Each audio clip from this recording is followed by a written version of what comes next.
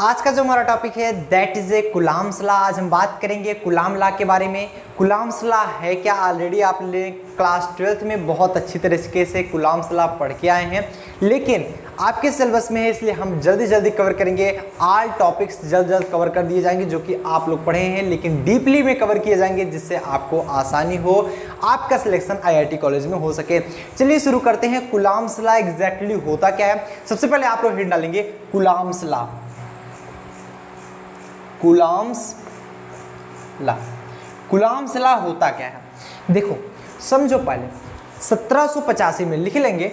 इन 1785 coulomb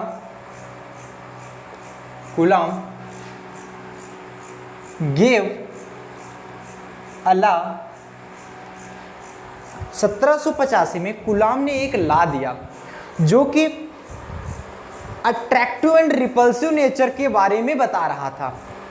charge के attractive and repulsive nature के बारे में बता रहा था। तो आप लोग लिखेंगे इन 1785 कुलाम्स, या फिर लिख सकते हैं measure the force of attraction और रिपल्सन। ऐसे भी लिख सकते हैं कुलाम measure the force of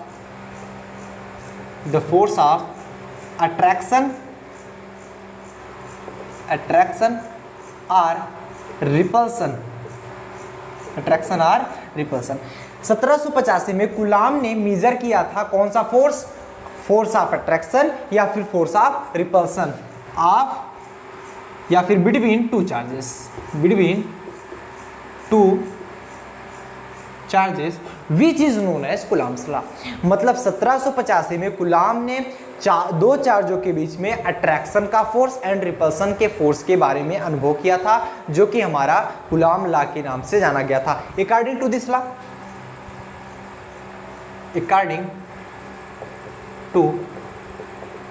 law, इस लॉ के अनुसार ये लॉ बताता क्या है समझिएगा। ये दो पॉइंट के बीच, पॉइंट चार्ज, मतलब आप कुलाम लॉ में जब भी पढ़ोगे, कुलाम्स लॉ में टोटल पॉइंट चार्ज के ही बारे में पढ़ोगे। 2 पॉइंट चार्जेस आप लिख सकते हो, पॉइंट चार्जेस। ये चीज हमेशा नोट करना, पॉइंट चार्जेस ये हमेशा 2 पॉइंट चार्जों के बीच में ही लगता है। और एक चीज नोट का दूसरा पॉइंट आप लोग याद रखेंगे कि जो कुलाम्स लॉ हमारा, कुलाम्स लॉ जब हम आपको क्वेश्चंस कराएंगे तब ये जरूरत पड़ेगा। काफी ज्यादा इंपॉर्टेंट है ये नोट कि कुलाम्स लॉ जो होता है ये किसके किसके बीच में लगता है। अगर आपका एक चार्ज, दोनों चार्ज जो है बोथ चार्ज एट रेस्ट, तब ये कुलाम्स लॉ लगेगा। मतलब दोनों चार्ज हमारे रेस्ट पर हो तब कुलाम्स चार्ज लगेगा, पहला पॉइंट। दूसरा पॉइंट ये है आइदर वन चार्ज, आप लिख सकते हो कोई एक चार्ज मूव में हो और दूसरा चार्ज हमारा रेस्ट पर हो। आप ऐसे भी लिख सकते हो वन चार्ज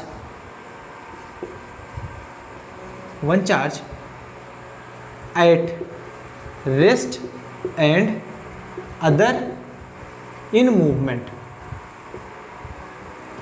मतलब एक चार्ज हमारा रेस्ट पर हो, दूसरा मूव कराओ। जैसे सपोज दैट आपके पास एक पॉइंट चार्ज है जो कि हमारा रेस्ट पर है और दूसरा वो मूव कर रहा हो, फिर भी कुलाम्स लॉ लगेगा। लेकिन बुक्स में आपको डायरेक्टली दे दिया जाता है कि वो दो स्थिर बिंदु आवेशों के बीच, बट ऐसा नहीं है। अगर दोनों हमारे चार्ज, मान लीजिए 2 चार्ज हैं जो कि हमारे दोनों रेस्ट पर हैं, फिर भी कुलाम्स लॉ लगेगा। एक हमारा रेस्ट पर है, दूसरा रेस्ट पर नहीं है, फिर भी कुलाम्स लॉ लगेगा। कुलाम्स लॉ कब नहीं लगेगा? ये 2 पॉइंट पर कुलाम्स लॉ हमारा लगने वाला है। कुलाम्स लॉ कब नहीं लगेगा? नॉट फॉलो कुलाम्स लॉ, ये कुलाम्स लॉ को फॉलो नहीं करता अगर both charge in the movement. अगर दोनों चार्ज हमारे मूवमेंट में है तो वो क्या होगा? कूलम्ब्स लॉ नहीं लगेगा। ये चीज़ हमेशा याद रखिएगा। मतलब एक चार्ज हमारा मूवमेंट में है, दूसरा हमारा रेस्ट पर है, फिर भी कूलम्ब्स लॉ लगेगा। दो के दोनों चार्ज जो हैं वो हमारे अगर रेस्ट पर हैं फिर भी कूलम्ब्स लॉ लगेगा। लेकिन अगर दोनों चार्ज हमारे मूवमेंट में हुए फिर हमारा कूलम्ब्स लॉ नहीं लगेगा। वहाँ पर अगर आपके क्वेश्चन सॉल्व करने के लिए कह दिए जाएँ तो आप डायरेक्टली नहीं कर पाओगे। क्यों? क्योंकि वहाँ पर कूलम्ब्स लॉ होल्ड ही नहीं होता, आपको क्वेश्चन ही नहीं मिलेगा, वहां पर कूलम्ब्स लॉ नहीं होल्ड होगा। तो ये चीजें आप लोग हमेशा याद रखेंगे, ठीक है। नाउ अब हम मेन मुद्दे पर आते हैं। कूलम्ब ने बताया क्या था? कूलम्ब ने बताया क्या था? इन्होंने 2 पॉइंट चार्ज लिया था, ध्यान से समझिएगा। इन्होंने 2 पॉइंट चार्ज लिया था, एक पॉइंट चार्ज ये, दूसरा पॉइंट चार्ज ये। अच्छा, पॉइंट चार्ज क्या होता है? जिसे मान लीजिए ये दोनों एक दूसरे से कुछ दूरी पर रखे गए हैं, अपने दूरी के अकॉर्डिंग, मतलब इन दोनों के लेंथ के अकॉर्डिंग इनका जो शेप है वो छोटा होता है, इनका साइज छोटा होता है। सॉरी, शेप नहीं, साइज। साइज और शेप में अंतर होता है। इनका जो साइज होती है वो छोटी होती है। जैसे मान लीजिए आप चार्ज, आपके पास इतने बड़े बड़े चार्ज हैं, माना तौर पे इतने बड़े बड़े चार्ज हैं, अगर इन्हें थोड़ी दूरी पर रख दो, मान लो 100 मीटर की दूरी पर रख दी जाए, पॉइंट चार्ज बन जाएंगे। अगर वही इतने पास पे रख दिए जाओ तो वो पॉइंट चार्ज नहीं है। मतलब इनके लेंथ के अनुसार, इन दोनों चार्जों के बीच के लेंथ के अनुसार उनका जो साइज अगर बहुत छोटा है वो पॉइंट चार्ज का कार्य करेंगे। तो ये जो है कूलम्ब्स लॉ पॉइंट चार्ज को ही लिया गया है यहाँ पर, ठीक। यहाँ पर पॉइंट चार्ज लिया गया। इन्होंने क्या किया था, मान लीजिए एक आवेश हमारा ए पर है, दूसरा हमारा बी पर है चार्ज। इस पर हमारा चार्ज Q1, इस पर चार्ज Q2, आइदर पॉजिटिव और निगेटिव। हमारा कोई भी पॉजिटिव हो सकता है, कोई भी निगेटिव। अगर पॉजिटिव पॉजिटिव होगा तो हमारा रिपल्सन होगा, निगेटिव निगेटिव होगा फिर भी रिपल्सन होगा। अगर डिफरेंट चार्ज आ गए तो हमारा अट्रैक्शन होगा। हम मान लेते हैं Q1 Q2 एंड इनके बीच की जो हमारी दूरी है इसको हमने मान लिया स्मॉल r, मान सकते ना स्मॉल r। तो इन्होंने क्या कहा था? इन्होंने कहा था कि जो फोर्स है कूलम्ब लॉ के अनुसार, फोर्स है ये डायरेक्टली प्रोपोर्शनल है दोनों चार्जों के मल्टीप्लिकेशन के, डायरेक्टली प्रोपोर्शनल होता है, इन्होंने कहा। और इन्होंने दूसरा स्टेटमेंट क्या दिया कि जो फोर्स है, कौन सा फोर्स? इन दोनों चार्जों के बीच लगने वाला अट्रैक्टिव और repulsive force, the force acting between both charges either repulsion और अट्रैक्शन। तो दोनों चार्जों के बीच में लगने वाला जो फोर्स है वो अनुक्रमानुपाती है 1/r² के या फिर व्युत्क्रमानुपाती है r² के। तो इन्होंने क्या दिया? 2 स्टेटमेंट दिया।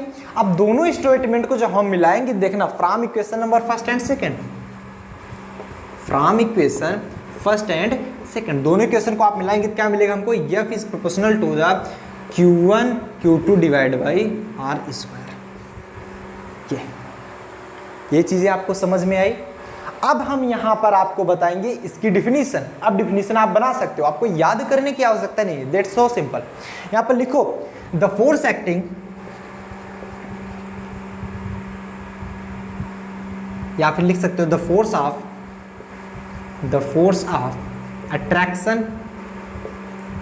अट्रैक्शन और रिपल्सन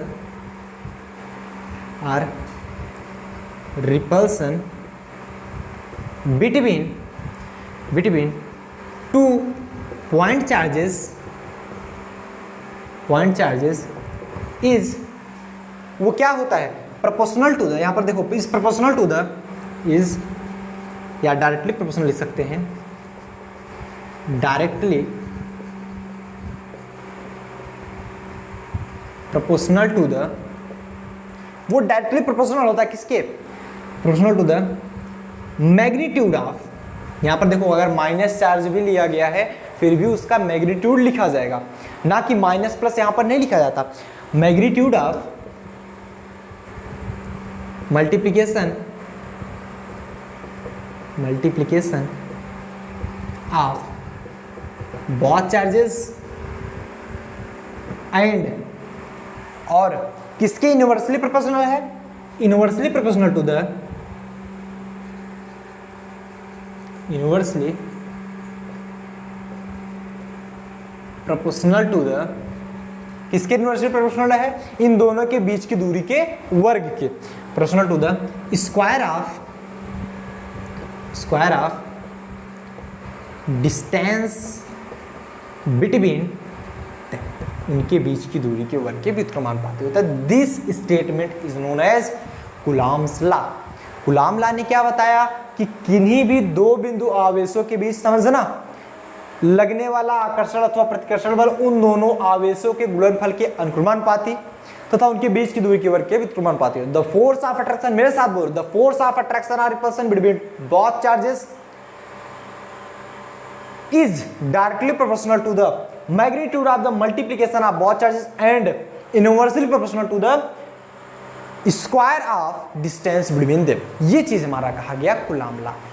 अब इन्होंने क्या पाया कि F is directly proportional to the Q1 Q2 upon R square। इन्होंने पाया F is directly proportional to the Q1 Q2 upon R square, इन्होंने पाया। ठीक, इन्होंने यही पाया। अब देखो यहाँ पर जब आप प्रोपोर्शनल का साइन हटाते हो तो प्रोपोर्शनलिटी कांस्टेंट लगता है, तो यहाँ पर क्या मिल जाएगा हमारा F इज इक्वल टू एक प्रोपोर्शनलिटी कांस्टेंट के हम मान लेते हैं के Q1 Q2 upon R square. आप कुछ भी मान सकते हो, where K is equal to the proportionality constant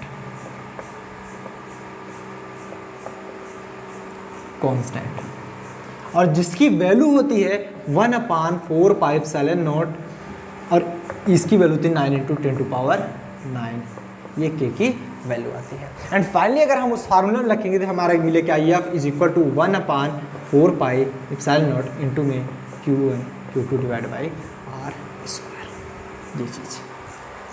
ये चीज़ आपको मिला क्या, हाँ, न्यूटन में फोर्स जो होता है वो न्यूटन में निकाला जाता है। आप 9 × 10⁹ भी रख सकते हो, हमेशा याद रखना 1/4πε0 की जो वैल्यू होती है वो 9 × 10⁹ होती है। सो फटाफट से आप लोग नोट डाउन कर लीजिए, इसके बाद हम लोग आगे चलते हैं। टेक स्क्रीनशॉट, आप लोग तुरंत स्क्रीनशॉट ले लीजिए। अगर इप्सिलॉन नॉट जिसको नहीं पता है तो उसको मैं बता देना चाहूँगा। इप्सिलॉन नॉट जो होता है permittivity of free space, epsilon naught is known as permittivity of free space. So फटाफट से आप लोग नोट डाउन कीजिए, फटाफट से आप लोग नोट डाउन कीजिए। नोट डाउन कर लिए, बहुत बढ़िया, बहुत बढ़िया, क्लियर है। चलिए तो इतना नोट कर लीजिए आप लोग, हटाया जाए। देखिए अब यहाँ पर अगर लिखना चाहे तो लिख भी सकते हैं, इप्सिलॉन नॉट क्या है आपका, परमिटिविटी ऑफ फ्री स्पेस की परमिटिविटी है। नोट डाउन कर लीजिए। अभी हम इसकी वैल्यू भी निकालेंगे कि इसकी वैल्यू आखिर में होती क्या है।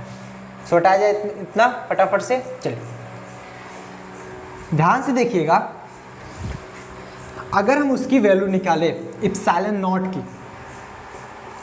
नॉट की हम अगर वैल्यू निकालें तो वैल्यू कितनी मिलेगी, देखिएगा, सिंस वी नो दैट 1/4πε0 की वैल्यू कितनी होती है, 9 × 10⁹ practically, this is a practical. 1/4πε0 की जो वैल्यू आती है वो 9 × 10⁹ होती है। क्लियर हो रहा है, बातें समझ में आ रही है ना। चलो अगर अब हम देखें, इसमें हमें वैल्यू निकालनी किसकी, इप्सिलॉन नॉट की वैल्यू निकालो। इप्सिलॉन नॉट की जब वैल्यू निकालेंगे तो यहाँ पर देखेंगे 1/ε0 मिलेगा क्या हमारे, या फिर आप ऐसे भी लिख सकते हैं, इप्सिलॉन नॉट इस साइड ले जाएंगे तो यहाँ पर बचेगा इप्सिलॉन नॉट एंड ये आ जाएगा हमारा नीचे। तो 1/4π इंटू में 9 × 10⁹। तो या फिर आप लिख सकते हो epsilon naught is equal to 1/4 into pi की वैल्यू होती है 3.14 इंटू 9 × 10⁹। इसको जब आप मल्टीप्लिकेशन करके सॉल्व करोगे दिया आएगा आपका 8.85 इंटू 10⁻12 यूनिट कौन बताएगा, आओ देखते हैं, यूनिट भी निकाल लेते हैं। यूनिट कैसे निकालेंगे, 1/4πε0, या फिर आप एकदम बेसिक भी नहीं समझ पा रहे हो तो एकदम बेसिक से समझा देता हूँ, या फिर इक्वल टू 1/4πε0 इंटू में Q1 Q2 upon R square, है कि नहीं है। अगर आप वैल्यू निकालो 1/4πε0 की, क्या मिलेगा, ये इधर आएगा FR square divide by Q1 Q2, होगा कि नहीं होगा। तो यहीं पर आप निकाल लो, इसकी यूनिट क्या होगी, न्यूटन मीटर स्क्वायर पर ये चार्ज कूलाम, देखो आवेश है, इसका कूलाम होता है यूनिट, एंड इसका भी कूलाम होगा, तो न्यूटन मीटर स्क्वायर पर कूलाम स्क्वायर, ये आया 1/4 एप्सिलॉन नॉट की। अगर आप निकालो किसकी, एप्सिलॉन नॉट की, क्योंकि 1/4 इसका कोई 4 क्या है, कांस्टेंट है, कांस्टेंट की कोई यूनिट होती नहीं। एप्सिलॉन नॉट अगर करेंगे, जब एप्सिलॉन नॉट इधर से हमारा ऊपर कर दिया गया तो सी स्क्वायर भी ऊपर हो जाएगा सिंपली, तो ये क्या हो जाएगा, C square divide by newton metre square. This is epsilon naught की जो हमारी यूनिट होती है वो क्या होती है, कूलाम स्क्वायर पर न्यूटन मीटर स्क्वायर। बातें क्लियर है ना, समझ में आई? इसकी वैल्यू क्या होती है, 8.85 × 10⁻12 कूलाम स्क्वायर पर न्यूटन मीटर स्क्वायर। ये चीज़ गलती मत करना, 1/4 पर एप्सिलॉन नॉट की यूनिट ये होती है एंड एप्सिलॉन नॉट की यूनिट ये होती है। सो यहाँ तक आपको समझ में आ गया। नाउ अगर हम बात करें, देखो बात तो आ गई कि ये जो चार्ज है, चार्ज का हमारा अगर देखा जाए जो यूनिट होती है वो कितनी होती है, कूलाम। आप सिर्फ कूलाम जानते हो, आओ हम आपको सीजीएस पद्धति में बताते हैं, सीजीएस सिस्टम। सो इतना नोट डाउन कर लीजिए फटाफट से। चलिए,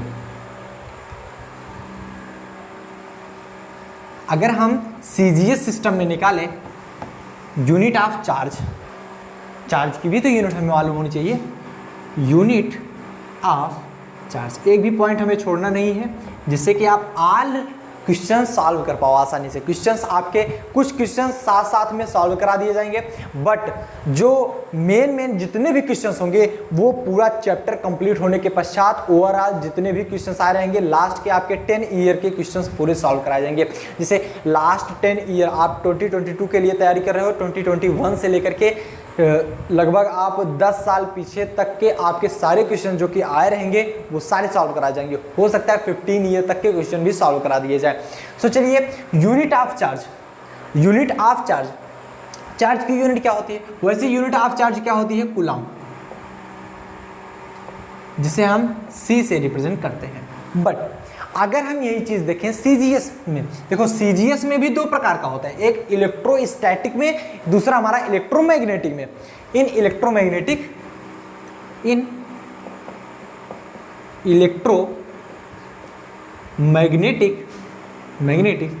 सीजीएस सिस्टम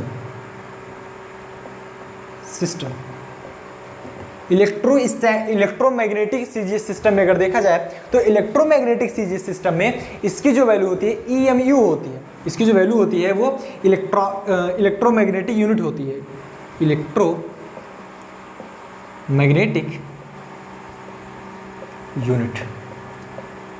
ठीक, मतलब अगर आप बात करो इलेक्ट्रोमैग्नेटिक सीजीएस सिस्टम में, तो चार्ज की जो यूनिट होती है वो होती है हमारी इलेक्ट्रोमैग्नेटिक यूनिट, जिसे आप लिखते हो EMU। अगर हम इसे कंपेयर करें कूलाम से तो 1 कूलाम में 1/10 EMU होता है, एक कूलाम में 1/10 EMU ऑफ चार्ज होता है। बातें समझ में आ रही हैं, EMU of charge.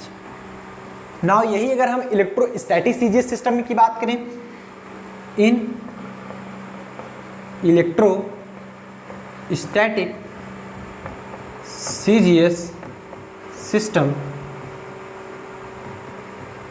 Electrostatic CGS system में बात करें तो इसकी जो वैल्यू होती है वो स्टैट कूलम होती है। क्या होती है, स्टैट कूलम। नाम पहली बार सुन रहे होंगे आप लोग, स्टैट कूलम। कुछ लोग जानते होंगे, कुछ लोग नहीं जानते होंगे, जान लीजिए। ये EMU की वैल्यू आप लोग ऑलरेडी जानते हो, बट ये कुछ नया है आपके लिए। Stat coulomb electrostatic CGS system में, मतलब CGS centimetre gram second system में। तो यहाँ पर अगर हम कंपेयर करें तो 1 कूलाम में 3 × 10⁹ stat coulomb of charge, stat coulomb of charge ये होता है। सो नोट डाउन कर लीजिए फटाफट से, आप लोग नोट डाउन करते रहिए। क्या आपको ये बात समझ में आ गई, क्लियर होता है ये बात? तो फटाफट से आप लोग नोट डाउन कर लीजिए।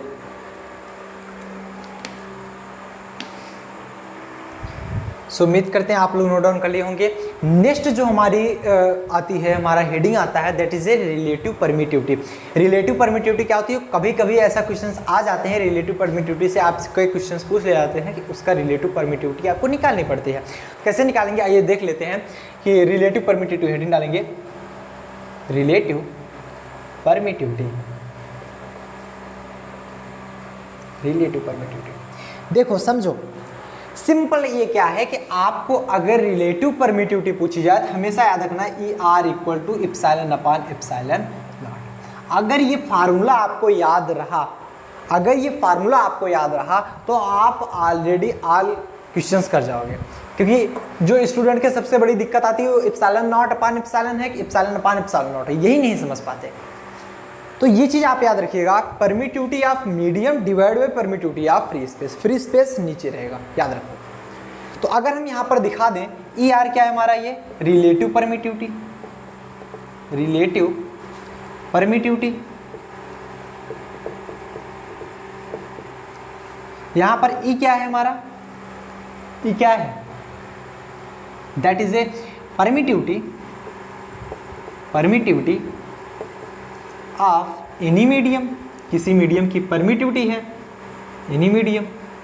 एंड इप्सिलॉन नॉट हमारा क्या है, permittivity, permittivity of free space, free space की परमिटिविटी हमारी इप्सिलॉन नॉट। मतलब बात समझो, इप्सिलॉन नॉट इप्सिलॉन आर के अगर कई लोग ई पढ़ते हैं, कई लोग इप्सिलॉन पढ़ते हैं। इप्सिलॉन आर को बोलेंगे हम रिलेटिव परमिटिविटी, इप्सिलॉन बोलेंगे permittivity of any medium, and epsilon not जो होता है वो फ्री स्पेस के लिए होता है। तो अगर हमें इसे डिफिनीशन के रूप में चेंज करना होगा, देखिए डिफिनीशन आप कभी भी मत याद कीजिए, डिफिनीशन को अगर आप बनाना चाहते हो तो सबसे पहले आप फार्मूला याद कर लो। फार्मूला याद करने के बाद पश्चात आप डिफिनीशन ऑलरेडी बना लोगे। अब देखो यही फार्मूला से आप डिफिनीशन कैसे बनाओगे, तो यहाँ पर लिखोगे द रेशियो ऑफ, समझो इन दोनों का रेशियो है, the ratio of epsilon, epsilon को क्या बोलते हैं, permittivity of any medium, the ratio of permittivity, permittivity of any medium, जिसे आप बोलते हो epsilon, and permittivity of, permittivity of free space, free space known as,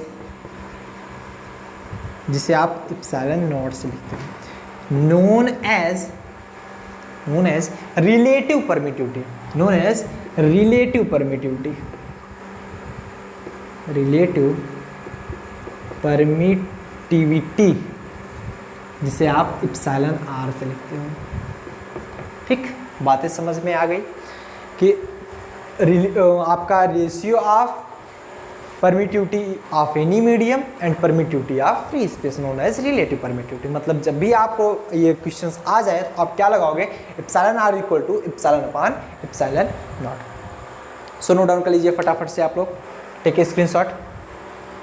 तो अगर हम देखें कूलॉम्स लॉ को वेक्टर फॉर्म में, vector form of coulomb's law, देखो यार ये चीज़ आप लोग पढ़ के आए हो क्लास 12th में। क्लास 12th में कौन इसको नहीं पढ़ा था, सब लोग पढ़े थे। कोई भी ऐसा टॉपिक है जो आप नहीं पढ़ो, सिर्फ इतना है कि सिर्फ आप अगर हो सकता है भूल चुके हो, बट मुझे ऐसा विश्वास है कि हम जितने भी लोग यहाँ पर बैठे हो 90% लोगों को ये आता होगा, मुझे ऐसा विश्वास है। अगर आप लोग को आ रहा है, आप लाइक का टारगेट बढ़ाते रहो, लाइक अगर आप करते रहोगे तो मुझे ऐसा पता चलेगा कि यस आपको समझ में आ रहा है। ठीक, और ध्यान दीजिए इन वीडियोस को सबसे ज़्यादा शेयर कीजिए, 2 लोग को, कम से कम 2 लोगों के साथ शेयर कीजिए, क्योंकि आपका IIT JEM फिजिक्स लगभग निग्लिजिबल प्राइस में आपका दिया जा रहा है। 15 अगस्त से आपकी बैच तो ऑलरेडी आपकी 10 अगस्त से स्टार्ट हो चुकी है, मतलब कल आपकी एक बैच चली थी, आज दूसरी बैच है। तो आपकी जो बैच है ये स्टार्ट हो रही है, मतलब आप ज्वाइन कर लीजिए 15 अगस्त से। जितने भी आपके लेक्चर्स होंगे वो मेंबर्स ओनली के लिए होने वाले हैं, इसलिए आपको निग्लिजिबल प्राइस है, आप ज्वाइन कर लीजिए 199 पर मंथ के लिए।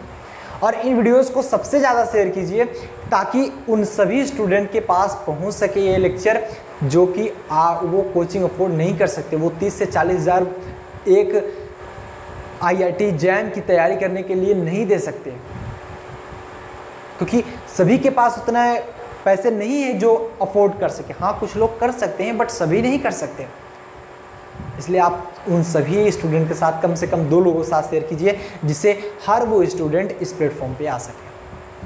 और 1500 आपकी फीस लग रही है फॉर्म भरने की, सिर्फ आपसे 1400 चार्ज किया जा रहा है, which is a negligible price. और कंटेंट आपको टोटली दिया जाएगा। लास्ट, जैसे मैंने बताया, लास्ट 15 ईयर के क्वेश्चन आपको सॉल्व कराए जाएंगे। लास्ट 15 ईयर के क्वेश्चन, मतलब ऐसा कोई क्वेश्चन बचेगा नहीं। अगर आप मेहनत करके पढ़ गए ना, तो ऐसा कोई क्वेश्चन बचेगा नहीं जो आप न कर पाओ। मतलब अच्छे से अच्छे IIT कॉलेज में आपका एडमिशन हो कर रहेगा। सिर्फ हौसला रखिए और जितना पढ़ा जाए उतना पढ़ते रहिए। सो अब देखेंगे हम लोग vector form of coulomb's law. Coulomb law का वेक्टर फॉर्म क्या होता है? Vector form of coulomb's law. Vector form of coulomb's law देखोगे, सबसे पहले समझिए, आप लोग बहुत ध्यान से समझिए। अगर हम 2 पॉइंट चार्ज लेते हैं, 2 पॉइंट चार्ज लेते हैं, एक पॉइंट चार्ज ये हो गया, दूसरा पॉइंट चार्ज हमारा ये हो गया। मतलब अगर हमने 2 पॉइंट चार्ज लिया, इसके बीच की कुछ डिस्टेंस भी ले ली हमने, मान लीजिए वी हैव अ डिस्टेंस, ठीक। तो आइए देखते हैं, और इस पर जो चार्ज है, ध्यान दीजिएगा, जो इस पर चार्ज है, एक बार हम सिमिलर चार्ज लेंगे, एक बार हम डिफरेंट चार्ज लेंगे। तो मान लीजिए इसको हम A लिख ले रहे हैं, ये पॉइंट हमारा B है। तो अगर हम सिमिलर चार्ज लेते हैं, माना कि जो तौर पर हमारा पहले सिमिलर चार्ज है, हमारा चार्ज है सिमिलर चार्ज। देखिए जो वेक्टर फॉर्म है, ये 2 प्रकार की कंडीशन को फॉलो करता है। एक, अगर हमारा सिमिलर चार्ज होगा तो वो रिपेल करेगा, चाहे वो पॉजिटिव हो चाहे हमारा नेगेटिव। अगर वो हमारा डिफरेंट चार्ज होगा तो वो अट्रैक्ट करेगा। दोनों के लिए चेंज आएगा, ध्यान दीजिएगा। सिमिलर चार्ज होगा, लेकिन जो फाइनली आंसर आता है वो एक ही आता है। अगर हमारा सिमिलर चार्ज है, जब ये हमारा सिमिलर चार्ज होगा, बहुत ध्यान से समझिएगा, इस पर चार्ज मान लीजिए Q1 है, इस पे चार्ज हमारा Q2। अगर ये दोनों हमारे चार्ज सिमिलर हैं तो रिपल्सन होगा, अट्रैक्शन रिपल्सन होगा। तो ये इस पर फोर्स लगाएगा, इस तरफ, बोलो Q2 जो है Q1 पर फोर्स लगाएगा, इस तरफ लगाएगा कि नहीं लगाएगा? बिल्कुल। तो इस फोर्स का नाम क्या होगा? वेक्टर F1 पर फोर्स लग रहा है 2 के कारण, बात समझ रहे हो ना। एंड ये Q1 भी हमारा Q2 पर रिपल्सन फोर्स लगाएगा, इस तरफ, क्लियर हो रहा है। तो इसका जो फोर्स का नाम होगा वेक्टर F2 पर फोर्स लग रहा है 1 के कारण। जिस पे फोर्स लगता है उसको हम पहले लिखते हैं, जिसके कारण लगता है उसको हमने बाद में लिखते हैं। अब देखिएगा, और इस डिस्टेंस को क्या बोलेंगे, ध्यान समझिएगा। डिस्टेंस को क्या बोलेंगे? जैसे डिस्टेंस है, इन दोनों के बीच का डिस्टेंस है, डिस्टेंस हमेशा इसी डायरेक्शन में होगा, ये वाला डायरेक्शन इसमें, तो इसको बोलेंगे हम R। इस बीच की दूरी तो हमारी R है ही, तो इसको बोलेंगे R12 और इसको बोलेंगे R21। बोलेंगे कि नहीं बोलेंगे? क्लियर है? चलो, it is a unit vector. R को हम मानते हैं एज ए यूनिट वेक्टर। तो हमारा vector form of Coulomb law, Coulomb law कहता क्या है? कूलॉम लॉ ये कहता है कि जो according to vector form of coulomb's law अगर हम देखें तो वेक्टर F, आप तो ऑलरेडी जानते हैं, F = 1/4π Q1 Q2/R²। लेकिन अगर हम वेक्टर F12 की बात करें, देखना ध्यान से, वेक्टर F12 का डायरेक्शन किधर है? इस डायरेक्शन में, ये इस डायरेक्शन में है। तो क्या ये R12 इस डायरेक्शन में है? नहीं, R21 इस डायरेक्शन में, इसलिए ये इसी डायरेक्शन में लिया जाएगा। ध्यान से समझिएगा। तो लिखेंगे क्या हम? वेक्टर F12 = 1/4πε0 इंटू में Q1 Q2 डिवाइड बाई इन दोनों के बीच की दूरी R²। और इस वेक्टर F के दिशा में, मतलब इस फोर्स के डायरेक्शन में कौन सा R है? R12 या R21? R21 है, R21 यूनिट वेक्टर। देखो कहीं कहीं बुक में ऐसा भी लिखा रहता है कि सिंस जो यूनिट वेक्टर R21 की वैल्यू होगी, तो या फिर आप ये समझो यूनिट वेक्टर R की जो वैल्यू होती है वो क्या होती है? वेक्टर R अपान मॉड वेक्टर R, जिसको हम लिख सकते हैं वेक्टर R अपान मॉड। जब हम निकालेंगे तो ये R बचेगा। इसकी जगह पर हम जब वैल्यू रखते हैं तो क्या मिल जाता है हमारा? 1/4πε0 इंटू में Q1 Q2 डिवाइड बाई, ये R² था, ये R और भी आ गया, R³ हो जाता और ये वेक्टर R इस फॉर्म में भी लिख दिया जाता है। और वेक्टर R में क्या लिख देंगे? R अगर हम 1-2 के लिए निकालेंगे तो यहाँ पर 1-2 लिखेंगे, क्योंकि ये वेक्टर फॉर्म में ही लिखा जाएगा। R थोड़ी 1-2 के फॉर्म में लिखा जाएगा, नहीं, वेक्टर है तभी लिखा जाएगा। तो इस फॉर्म में भी कभी कभी मिल जाता है। अगर ये है R21 की जगह हम निकाल रहे हैं तो यहाँ पर 21 लिख देंगे, 21 और ये 21। बातें क्लियर हो रही है ना। इसके जगह पर हम और क्या लिख सकते हैं, इसकी जगह पर हम और क्या लिख सकते हैं, ऐसा भी तो लिख सकते हैं ना, इज इक्वल टू 1/4πε0 इंटू में Q1 Q2 divide by R³ हो जाएगा इंटू में वेक्टर R21। ये भी तो हो सकता है ना। फिर चलो यहीं पर अगर हम देख लें वेक्टर F21 की वैल्यू बात करें तो ये क्या आ जाएगा, 1/4πε0 इंटू में Q1 Q2 divide by R²। अब यहाँ पर देखिए 21 के डायरेक्शन में कौन सा है, ये है, जो जिसके डायरेक्शन में वही लिखेंगे हम, ये है। यहाँ पर क्या लिख देंगे, यूनिट वेक्टर R12, या फिर इसे लिख सकते हैं 1/4πε0 इंटू में Q1 Q2 divide by R³ vector R12। देख रहे हैं एक चीज आपको दिख रहा होगा, अगर आपका सिमिलर चार्ज हुआ, सिमिलर चार्ज है तो अगर 1 2 है तो यहाँ पर क्या आ रहा है, 2 1 आ रहा है। अगर यहाँ पर 2 है तो यहाँ पर आ रहा है 1 2। बट अगर हम देखें कि वेक्टर फॉर्म सॉल्व करने के पश्चात इन वेक्टर फॉर्म कूलॉम लॉ जो होता है वो फोर्स शो करता है इक्वली एंड अपोजिट।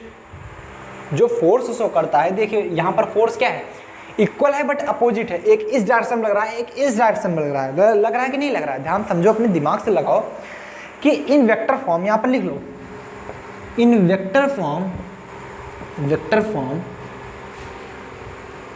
में both forces are equal and opposite. देखो ये वेक्टर फॉर्म में लिखना होता है, प्रूव करने की कोई आवश्यकता नहीं, ना तो प्रूफ आपको मिलेगा। सिर्फ वेक्टर फॉर्म में आप समझो इसको बस, और कुछ नहीं करना होता। सिर्फ इस स्टेटमेंट को समझो क्या कह रहा है, वेक्टर फॉर्म में यही लिखना होगा और कुछ नहीं लिखना होगा। वेक्टर फॉर्म में बोथ चार्जेस देख रहे हैं, दो के दोनों हमारे इक्वल हैं, बट दो के दोनों चार्ज हमारे देखो इक्वल है, सॉरी फोर्स इक्वल है बट अपोजिट है। जब ये अपोजिट है हम क्या लिखेंगे, vector F21 is equal to minus vector F12। ये इस प्रकार से। अगर आप इसको प्रूव करना चाहते हो तो इसका प्रूफ है, अगर आप इसको प्रूफ करना चाहते हो तो इसका प्रूफ आपको मिल जाएगा। आइए देखते हैं इसका प्रूफ कैसे करोगे आप। अगर मान लीजिए आपकी इच्छा हुई ये आखिर कैसे आया, मान लेते हैं इक्वल अपोजिट है बट आया कैसे, और देख लेते हैं। सिंस इन वेक्टर फॉर्म में देख लेते हैं, जो R है यूनिट वेक्टर R और यूनिट वेक्टर R, ये दोनों R इक्वली एंड अपोजिट है कि नहीं है। मतलब unit vector R12 is equal to minus unit vector of R21, क्योंकि डिस्टेंस तो हमारे इक्वल है बट दोनों अपोजिट साइड में है, इसलिए हम अपोजिट डायरेक्शन लगा दिए। अब कोई सा भी एक ले लो, मान लीजिए सो वेक्टर F12 अगर हम लिखें, वेक्टर F12 के बारे में क्या लिखेंगे हम, 1/4πε0 इंटू में Q1 Q2 upon R² and unit vector R21 है तो यूनिट वेक्टर R21 है। अब इसको हम सॉल्व करेंगे 1/4πε0 इंटू में Q1 Q2 divide by R²। Unit vector R21 की जगह हम क्या लिख सकते हैं, R21 लिख सकते हैं माइनस R12 लिख सकते हैं, नहीं लिख सकते। अब इसी माइनस को हम यहाँ आगे भी तो लिख सकते हैं, बिल्कुल। तो यहाँ पर हमारा क्या हो जाएगा, माइनस का 1/4πε0 इंटू में Q1 Q2 divide by R²। Unit vector R12 ये किसकी वैल्यू है, देखो 1 2 किस में है, ये है F21 की वैल्यू, तो ये आ जाएगा minus F21 vector F12। That's proof. ये समझ में आया आपको। अगर बस यहीं पर सिमिलर चार्ज की जगह पर हमारा क्या डिफरेंट चार्ज ले लिया जाए, मतलब एक पॉजिटिव दूसरा निगेटिव, तो वो यहाँ पर अट्रैक्ट होंगे। तो यहाँ पर लिखेंगे क्या, इफ डिफरेंट चार्जेस या अनलाइक चार्जेस आप लिख सकते हो, डिफरेंट चार्जेस। यदि हमारा डिफरेंट चार्ज हुआ तो मतलब अगर हमारा डिफरेंट चार्ज है तो क्या होगा, आइए देख लेते हैं। अगर हमारे यहाँ पर डिफरेंट चार्ज हुआ तो यहाँ पर देखेंगे, फिर से आप लोग फिगर बनाएंगे और समझने की कोशिश करेंगे। ये मान लीजिए, ये देखिए, ये हमारा A था, ये हमारा B था, सिमिलरली सब कुछ उसी की तरह, ये हमारा Q1 था, ये हमारा Q2 था, बट अब ये डिफरेंट चार्ज है, मतलब एक पॉजिटिव दूसरा हमारा निगेटिव है, तो ये क्या करेगा, अट्रैक्ट करेगा। जब ये अट्रैक्ट करेगा तो यहाँ पर जो B होगा, B पर जो हमारा चार्ज है जो कि हमारा Q2 है, Q2 है जो Q1 को खींचेगा अपनी तरफ। भाई डिफरेंट चार्ज है तो अट्रैक्शन होगा, वो खींचेगा अपनी तरफ। तो जो फोर्स लगेगा वेक्टर F, किस पर फोर्स लग रहा है, किस पर फोर्स लग रहा है बताओ, 1 पर, किसके कारण, 2 के कारण। और इसी चीज को यहाँ पर देखें, ये भी तो इसको खींचेगा ना, तो ये वेक्टर क्या है, F 2 पर लग रहा है 1 के कारण, 2 पर लग रहा है 1 के कारण ना। अब अगर देखें, जैसे इसमें R का डायरेक्शन था वो तो चेंज होगा नहीं, वो तो हमारा सिमिलर रहेगा कि यूनिट वेक्टर R12 ये रहेगा एंड यूनिट वेक्टर R21 ये रहेगा, यूनिट वेक्टर R21 ये रहेगा। ये चीज़ थोड़ा सा बड़ा लिख देते हैं, यही तो यहाँ पर भी था ना। अब 1-2 के डायरेक्शन में 1-2 है, 2-1 के डायरेक्शन में 2-1 है। ये चीज़ नहीं होगी, अब थोड़ा सा अंतर हो जाएगा। देखो कहीं कहीं बुक में यही सिर्फ लिख देता है, कहीं कहीं बुक में यही सिर्फ लिख देता है, इसलिए स्टूडेंट को कन्फ्यूज़न होती है।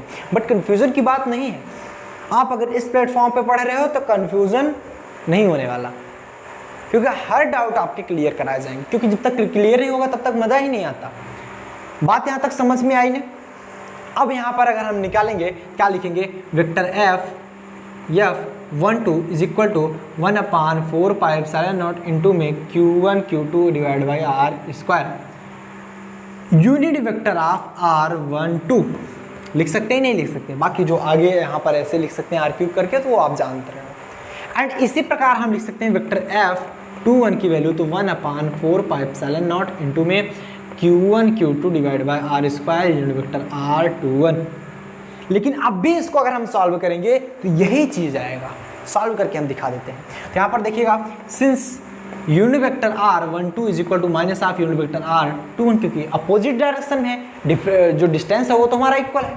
आइए देख लेते हैं, इसी में मान लीजिए इक्वेशन में रख देते हैं, तो वेक्टर F21 में 1/4 पाई एप्सिलॉन नॉट इंटू में Q1 Q2 divide by R square, यहाँ पर वैल्यू रखेंगे तो R21 की वैल्यू निकालेंगे तो minus of unit vector R12 बचेगा एंड माइनस हमारा आगे आ जाएगा 1/4 पाई एप्सिलॉन नॉट इंटू में Q1 Q2 divide by R square unit vector R12। And ये जो वैल्यू हमारी है ये किसकी वैल्यू है, 12 की। तो vector F21 is equal to minus of vector F12, that's right, which is finally हमारा प्रूफ हुआ। तो this is the vector form of coulomb's law. Vector form of coulomb's law क्या कहता है कि जो F12 है वो F21 के इक्वल तो होगा बट अपोजिट होगा। एंड ये जो इसका फॉर्म है ये इसका फॉर्म है, चाहे ये दिखाओ चाहे ये दिखाओ। अगर आपके पास नॉलेज ज़्यादा है तो आप दोनों दिखा सकते हो, दोनों जान सकते हो। अगर vector form of coulomb's law कहा आपको यही दिखाना है और कुछ अलग से नहीं दिखाना। सो फटाफट से आप लोग इसका स्क्रीनशॉट ले लीजिए, उसके बाद हम लोग आगे चलते हैं, क्योंकि जब क्वेश्चन सॉल्व कराएंगे तो इसके बेसिस पे क्वेश्चंस आएंगे। और ये चीज़ अगर आपको नहीं पता होगी तो आप वहाँ पर कंफ्यूज होंगे कि अगर 1-2 की जगह पर 2-1 लिखते चले गए, नहीं पता है तो कहाँ से लिखोगे। यहाँ पर जैसे R12 होना चाहिए, भाई ये 1 की डिस्टेंस है ना, 2 की डिस्टेंस ली जाए तो 1-2 लिखा जाएगा या 2-1 लिखा जाएगा। और जैसे इस पर फोर्स लग रहा है इसके कारण, तो जिस पे फोर्स लग रहा है वो पहले लिखा जाता है, जिसके कारण लग रहा है वो बाद में लिखा जाता है। बातें समझ में आ रही है ना। अगर जैसे सिंपल समझ लो, अगर मान लो कोई स्टूडेंट क्लास में पीटा गया तो ये तो पहले कोई पूछेगा नहीं। मान लो प्रिंसिपल साहब आ गए, पहले पूछने लगे, मान लो कोई टीचर पीट के चला गया, पहले ये तो पूछेंगे नहीं कौन टीचर पीटा, पहले तो ये पूछेंगे ना किसको पीटा। तो पहले बच्चा तो क्लियर होना चाहिए ना किसको पीटा, उसके बाद किसने पीटा वो आएगा। तो जिस पे फोर्स लग रहा है वो तो पहले क्लियर हो ना, जिसके कारण लग रहा है वो तो बाद में आएगा। सिंपल यार, याद करने की बहुत ज़्यादा ट्रिक है। सो फटाफट से नोट डाउन कर लीजिए, हम लोग आगे चलते हैं। टेक ए स्क्रीनशॉट, क्लियर है, आगे चला जाए, बहुत बढ़िया। सो नाउ नेक्स्ट अब हेडिंग डालेंगे आप लोग प्रिंसिपल ऑफ सुपरपोजिशन। मतलब हम प्रिंसिपल ऑफ सुपरपोजिशन के बारे में कहेंगे कि सुपरपोजिशन का प्रिंसिपल क्या करता है, प्रिंसिपल ऑफ सुपरपोजिशन है क्या। तो इसकी थ्योरी जानने से पहले आप समझ लीजिए, जैसे मान लीजिए ये एक पॉइंट है माना, और चारों ओर जैसे यहाँ से भी एक फोर्स इस पर लग रहा है, यहाँ पर से भी फोर्स इस पर लग रहा है, इधर से भी फोर्स, इधर से भी फोर्स, तो इस पे जो फोर्स लगेगा वो इन सभी पॉइंट्स के द्वारा लगाए गए फोर्सों के वेक्टर सम के इक्वल होगा, मतलब अलजेब्रिक सम के इक्वल होगा। बातें समझ पा रहे हो ना। जैसे मान लीजिए मैं यहाँ पर खड़ा हूँ, अगर कोई मुझे पीछे से धक्का दे और आगे सामने से खींचे, इधर से भी खींचे, इधर से भी खींचे, और कोई पीछे से भी पकड़ खींच रहा है, मतलब 5-6 फोर्स मुझ पर लग रहे हैं, तो उन सभी फोर्सों के अलजेब्रिक सम के इक्वल होगा एक जो टोटल फोर्स होगा। तो यहाँ पर बताया जा रहा है द नेट फोर्स या फिर द टोटल फोर्स, समझना, the total force on A given charge, किसी भी चार्ज पर अगर जो हम टोटल फोर्स निकाल रहे हैं तो is vector sum of the individual forces exerted on the given charge by all the charges. मतलब कहा जा रहा है अगर हम किसी स्पेसिफिक चार्ज की बात करें तो उस चार्ज पर लगाए गए अन्य सभी इंडिविजुअल चार्ज, मतलब अलग अलग चार्जों के द्वारा लगाए गए उस पर फोर्स होगा, उसके अलजेब्रिक सम के इक्वल होगा नेट फोर्स। मतलब यहाँ पर बताया जा रहा है, समझो पहले, जैसे मान लीजिए आपको एक चार्ज दे दिया गया Q, it is a charge Q। यहाँ पर आपका एक चार्ज है, यहाँ पर आपका एक चार्ज है, यहाँ पर आपका एक चार्ज है, ठीक, इस प्रकार से आपका चार्ज है। अगर ये इस पर फोर्स लगाएगा, समझना ध्यान से, ये मान लो Q1, Q2, Q3, Q1 अगर इस पर फोर्स लगाएगा क्या लगाएगा, क्या लगाएगा, F1, F1। अगर मान लो सभी पॉजिटिव चार्ज ले लिए गए, सभी हमारे पॉजिटिव चार्ज ले लिए गए, ये पॉजिटिव चार्ज, इस पर फोर्स लगाया क्या, F1। Q2 क्या फोर्स लगाएगा, F2। Q3 क्या फोर्स लगाएगा, F3। मतलब जो नेट फोर्स अब हम निकालें, अगर हम नेट फोर्स निकालें, नेट फोर्स F नेट की वैल्यू बात करें तो क्या हो जाएगा, vector F1 plus vector F2 plus vector F3। जरूरी नहीं सभी पॉजिटिव होना चाहिए, ये मान लो, ये लो कोई फोर्थ है Q4, it is a negative, तो ये क्या करेगा, इस पर फोर्स तो लगाएगा लेकिन अपनी डायरेक्शन, क्योंकि इसको खींचेगा, it is a positive, it is a negative, ये इसको खींचेगा। यहाँ पर क्या लगेगा, फोर्स F4, यहाँ पर क्या हो जाएगा, प्लस माइनस F4, होगा कि नहीं होगा, ये डायरेक्शन शो कर रहा है, माइनस जो है इट इज डायरेक्शन, ये निगेटिव डायरेक्शन है। तो यहाँ पर F4 की जो वैल्यू होगी वहां पर वैल्यू रख देंगे। क्यों ऐसा हुआ, क्योंकि हम सभी पॉजिटिव को भी पॉजिटिव डायरेक्शन मान लिए, निगेटिव वाले को निगेटिव डायरेक्शन मान लिए, इसलिए ऐसा हुआ। बातें क्लियर हो रही है ना। अच्छा, यहां पर भी नहीं समझ में आ रहा तो ये ऐसा मानो और समझ में, अब एकदम क्लियर। जब हम क्वेश्चन सॉल्व करेंगे तब प्लस माइनस रखेंगे, अभी तो सभी के सम के ही इक्वल होगा, चाहे खींचा जा रहा है चाहे उस पर फोर्स अप्लाई किया जा रहा है, सबके सम के इक्वल होगा। इसीलिए बोला जा रहा है अलजेब्रिक सम। अलजेब्रिक सम मतलब जब क्वांटिटी आपकी अगर माइनस में है तो आप माइनस वैल्यू रखोगे, आप वहां पर माइनस वैल्यू रखोगे। सो फटाफट से इसको नोट डाउन करो, उसके बाद हम लोग क्वेश्चन करते हैं। नोट डाउन करिए, उसके बाद हम लोग क्वेश्चन करते हैं। क्वेश्चन आपका दिया क्या जा रहा है, देखो एक क्वेश्चन है आपका, इसको नोट डाउन कर लिए, बहुत अच्छा। आइए क्वेश्चन देखते हैं। क्वेश्चन आपका दिया जा रहा है, बहुत इंटरेस्टिंग क्वेश्चन है, 2-4 क्वेश्चन इस पे करा देते हैं क्योंकि इससे रिलेटेड क्वेश्चंस आते हैं। कूलॉम्स लॉ पे इसलिए हमने नहीं कराया है कि कूलॉम्स लॉ ही यहाँ पर लागू होगा, कोई दूसरा लॉ नहीं लागू होगा। मतलब सिंपल क्वेश्चंस हैं कूलॉम्स लॉ पे, तो वो आप कर लोगे। यहाँ पर कुछ आपको दिमाग लगाना पड़ेगा, इसलिए हम इसको करा रहे हैं। जैसे मान लीजिए क्वेश्चन आपका दिया जा रहा है, क्वेश्चन कोई मान लीजिए question number first. Question number first कह रहा है find the net force eight vertex. Find the net force eight vertex.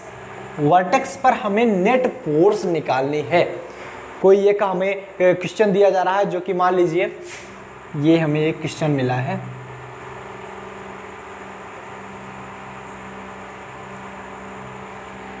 ये हमें एक क्वेश्चन मिला है जिस पर जो चार्ज है, ये जो त्रिभुज आपको दिख रहा है, इट इज ए समबाहु त्रिभुज, हिंदी में समझो समबाहु त्रिभुज।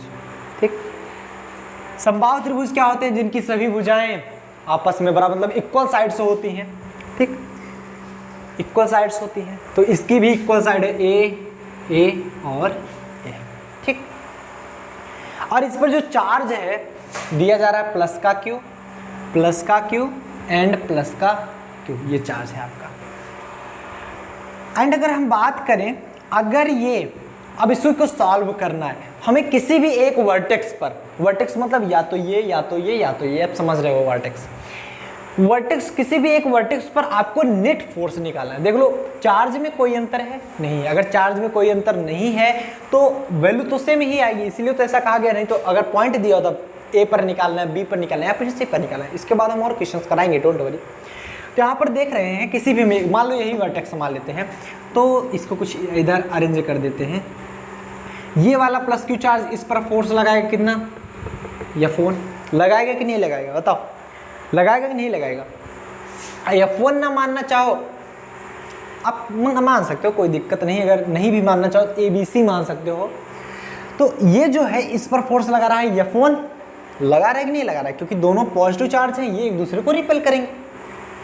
एंड ये वाला जो फोर्स है, ये वाला जो चार्ज है, ये इस पर फोर्स लगा रहा है कितना? F2। और जब हम क्वेश्चंस आपको कहें लिखने के लिए, क्वेश्चन आप स्क्रीनशॉट ले लिया करो, क्योंकि क्वेश्चंस में ही हम इसको समझाने लगते हैं, इसलिए आप बाद में लोगे तो आप समझ नहीं पाओगे क्वेश्चन आपका दिया कितना है, इसलिए आप लोग करा कीजिए। ठीक, मतलब जैसे ही हम क्वेश्चन वहाँ पर बताएं तो क्वेश्चन आप लोग नोट डाउन कर लिया कीजिए, उसके बाद आप लोग नया फिगर बनाया कीजिए। हम तो मान लीजिए उसी में समझा देंगे, लेकिन आप लोगों को एक नया फिगर बनाना चाहिए, तभी आप समझ पाओगे। ये आपको F2 चार्ज F2 लगा रहा है, तो अब यहाँ पर देखेंगे, अगर ये इक्वेटोरियल मान लीजिए अगर सभी भुजाएं बराबर हैं तो सभी एंगल भी तो बराबर होंगे, मतलब साइड इक्वल है तो एंगल भी इक्वल होंगे। वैसे भी समबाहु त्रिभुज के सभी एंगल और सभी भुजाएं आपस में बराबर होती हैं, सभी 60 डिग्री। अब देखिएगा, जब ये 60 डिग्री है तो ये कितना होगा? ये भी हमारा 60 डिग्री ही होगा। अब हमें नेट फोर्स निकालना है इस पर। नेट फोर्स निकालते हो तो क्या निकालते हो? रिजल्टेंट मतलब एक फोर्स इधर लग रहा है, एक फोर्स इधर लग रहा है, रिजल्टेंट इसको जस्ट बीचों बीच लगेगा, F नेट। ठीक, पहले हम सबसे पहले F1 निकालेंगे, F2 निकालेंगे, फिर हम F नेट निकालेंगे। सो पहले हम निकालेंगे F1, वेक्टर F1 निकालेंगे। वेक्टर F1 इसके द्वारा चार्ज किया जा रहा है, देख पा रहे हो आप लोग ना, इसके और इसके बीच में लगाया गया फोर्स है। वेक्टर F1 क्या लिखेंगे? 1/4 पाई एप्सिलॉन नॉट इंटू में Q1 Q2, Q1 की भी वैल्यू हमारी क्या है? प्लस Q, प्लस माइनस यहाँ पर नहीं लिखते, Q1 Q2 पहले वैल्यू लिख देते हैं अपान R²। तो यहाँ पर R नहीं है, A है, तो हम यहाँ पर लिखेंगे 1/4 पाई एप्सिलॉन नॉट इंटू में Q1 की वैल्यू Q, Q2 की वैल्यू Q, तो यहाँ पर हो जाएगा Q² अपान R की जगह पर क्या लिख देंगे? A²। ये आया हमारा वेक्टर F1। इसी प्रकार हम वेक्टर F2 भी निकाल लेते हैं। वेक्टर F2 कैसे निकालेंगे? वेक्टर F2 कैसे निकालेंगे बताओ? इसके और इसके बीच में क्या लगाएंगे? 1/4 पाई एप्सिलॉन नॉट इंटू में Q1 Q2, Q1 की वैल्यू भी Q, Q2 की वैल्यू भी Q² अपान बीच की दूरी का वर्ग A²। तो यहाँ पर देख रहे हो F2 भी बराबर, तो यहाँ पर आपको मिला क्या? F1 जो है F2 के बराबर है। आप यहाँ पर लिख सकते हो vector F1 equal to vector F2 equal to vector F। हम मान लेते हैं, हम ऐसा मान लेते हैं कोई एक वेक्टर F है, F1 F2 अगर बराबर है तो ये F के बराबर है, माना ऐसे, या आप F3 के बराबर मान सकते हो, आप कोई दिक्कत नहीं है। तो अब यहाँ पर समझिएगा, अब हमें नेट फोर्स निकालना है। तो रिजल्टेंट फोर्स की वैल्यू क्या होती है आप देखिएगा, तो नेट फोर्स अगर आप निकालोगे तो F net is equal to √, अगर आप सभी जानते हो कि दो वेक्टर के बीच में अगर हम नेट फोर्स निकालें या फिर दो वेक्टर का रिजल्टेंट फोर्स निकालें, तो पहले वेक्टर का वर्ग वेक्टर F1 का स्क्वायर, जब देखो स्क्वायर होता है तो वेक्टर हट जाता है, तो यहाँ पर वेक्टर हट जाएगा F1² plus F2 square plus 2F1 F2 cos theta, cos theta, यही फार्मूला होता है। यहाँ पर आएगा क्या, F1 किसके बराबर है, F के बराबर, तो F स्क्वायर, F2 भी हमारा F के बराबर है तो F square plus 2F into cos theta की वैल्यू यहाँ पर क्या लिखो। सबसे बड़ी गलती स्टूडेंट यहीं पर करते हैं कि अगर आप रिजल्टेंट फोर्स निकालो तो ये क्या करते हैं, जब 60 है तो ये 30 हो जाएगा, ये 30 हो जाएगा, ऐसा कुछ भी नहीं होता, समझो। आप रिजल्टेंट किसका निकालो, F1 और F2 का, तो F1 F2 के बीच एंगल कितना है, 60 डिग्री है। जिसके बीच जो एंगल है वही हम एंगल लिखते हैं। देखो F1 ये है हमारा, F2 ये रहा, दोनों के बीच का एंगल कितना हुआ, 60 डिग्री। तो ये 60 डिग्री हम देखेंगे, ये नहीं कि रिजल्टेंट फोर्स इसके बीच का एंगल, ऐसा होता ही नहीं है। अगर भाई देखो एक फोर्स ये हमारा, एक फोर्स ये हमारा, तो आप किसके बीच का एंगल यही तो देखोगे ना। रिजल्टेंट किसके बीच लग रहा है, F1 F2 के बीच, थीटा किसके बीच देखेंगे, दोनों के बीच कितना है, 60 डिग्री, कॉस 60 डिग्री। समझ में बात आ रही है। यहाँ पर क्या हो जाएगा, square root of F square plus F square क्या हो जाएगा, 2F square, 2F square plus में ये बचा हमारा 2 इंटू F स्क्वायर इंटू में cos 60 की वैल्यू होती है 1/2, 2 से 2 कैंसिल, क्या बच जाएगा हमारे square root of 2F square plus में F स्क्वायर एंड बच गया हमारा 3F स्क्वायर, या फिर हम यह F बाहर निकालेंगे F रूट 3। ये आंसर आ गया हमारा वेक्टर F नेट। किसी भी वर्टेक्स पर आप वैल्यू निकालोगे F रूट 3 ही आएगा। सुनो डाउन कर लीजिए फटाफट से, टेक ए स्क्रीनशॉट। क्लियर होता है सबको, बातें समझ में आ रही हैं। चलिए और क्वेश्चंस के बेसिस पे कर लेते हैं, फिर और बढ़िया क्लियर हो जाएगा। अब मान लीजिए यही क्वेश्चन थोड़ा सा चेंज कर दिया जाए तो कैसे आप करोगे, आओ दिखाते हैं हम कैसे चेंज करते हैं इसको। थोड़ा सा चेंज करके आपको यही क्वेश्चन दे दिया जाए, मान लीजिए यहाँ पर आपका प्लस क्यू है, रहने दीजिए, यहाँ पर आपका माइनस क्यू कर दीजिए। अभी तो सब लोग रिपल कर रहे थे, अब ये अट्रैक्ट करने लगेगा, डायरेक्शन चेंज हो जाएगी। आइए करते हैं कि find net force eight vertex, वही सेम क्वेश्चन रहेगा, क्वेश्चन नंबर 2। तो find net force eight vertex. Vertex पर हमें नेट फोर्स निकालना है, नेट फोर्स हमें निकालना है, तो वर्टेक्स पर नेट फोर्स कितना होगा आइए देखते हैं। जैसे मान लीजिए एक क्वेश्चन हमारा जो दिया जा रहा है, ये हमारा कुछ ट्राइंगल है, ये हमारा ट्राइंगल है, ठीक। तो जो कि चार्ज इस पर इस प्रकार से रखा गया है, इस प्रकार से चार्ज रखा गया है। मान लीजिए ये हमारा माइनस क्यू, ये हमारा प्लस क्यू एंड ये ऑलवेज हमारा, ऑल्दो प्लस क्यू तो था ही, ये हमारा प्लस क्यू, ठीक। मतलब थोड़ा सा हमने चेंज किया इसको, माइनस क्यू इधर कर दिया। तो आप इस पर वैल्यू निकाल लो। एक प्रकार सबसे अच्छी चीज़ यही रहेगी कि आप इसको थोड़ा सा वर्टेक्स लिखना ठीक नहीं होगा, क्योंकि एक जब आप चेंज कर दे रहे हो तो किसी भी वर्टेक्स पर आपकी वैल्यू चेंज हो जाएगी। जैसे मान लीजिए इस पर जो वैल्यू आएगी वही सेम वैल्यू इस पर भी आएगी, लेकिन इस पर वैल्यू चेंज हो जाएगी, इस पर वैल्यू चेंज हो जाएगी। इसे लिख देंगे हम, इसको पॉइंट बना लेते हैं, इसको पॉइंट ए, इसको पॉइंट बी और इस पॉइंट को हम बना लेते हैं सी। तो find net force at point C point पर हमें नेट फोर्स निकालना है। और अगर इस पर ए पर कहा होता तो ये इधर अट्रैक्ट करता, ये इधर अट्रैक्ट करता, दोनों के बीच 60 डिग्री, सेम क्वेश्चन हमारा इतना ही आंसर आ जाता। बातें समझ रहे हो। अब अगर हमें निकालना है सी पॉइंट पर नेट फोर्स, तो कैसे निकालेंगे और देखते हैं। अगर इसके द्वारा हम बात करें तो ये तो हमारा रिपेल करेगा। मान लो F1, आप कुछ भी मानो, कोई दिक्कत नहीं है, समझते हो सिर्फ क्या है, आप ABC मान सकते हो। जैसे अगर कहा भी जाए तो आप जैसे ऐसे भी निकाल सकते हो कि वेक्टर C पर फोर्स लग रहा है B के कारण, ये भी मान सकते हो, आपकी इच्छा है। A फोर्स लग रहा है C पे, अट्रैक्ट करेगा, मतलब ये इसको अट्रैक्ट करेगा, ये इसको अट्रैक्ट करेगा। जब इसको अट्रैक्ट करेगा तो आप क्या बताओगे, समझो, वेक्टर F किस पर फोर्स लग रहा है, C पर लग रहा है, किसके कारण, A के कारण, वेक्टर F C है। अब बातें समझ में आ रही है। तो अब देखते हैं नेट फोर्स इसका क्या होगा। इसका रिजल्टेंट फोर्स कितना होने वाला है, यही होगा वेक्टर F नेट। और कितना होगा वो चीज़ हम आगे चर्चा करेंगे। पहले आप वैल्यू निकालिए, वेक्टर एफ सी बी की वैल्यू निकालेंगे तो 1/4πε0 इंटू Q1 की वैल्यू भी Q है, Q2 की वैल्यू भी Q है, Q², बीच की दूरी जो है हमारी ए ही है, अपान A², इक्वेशन नंबर फर्स्ट।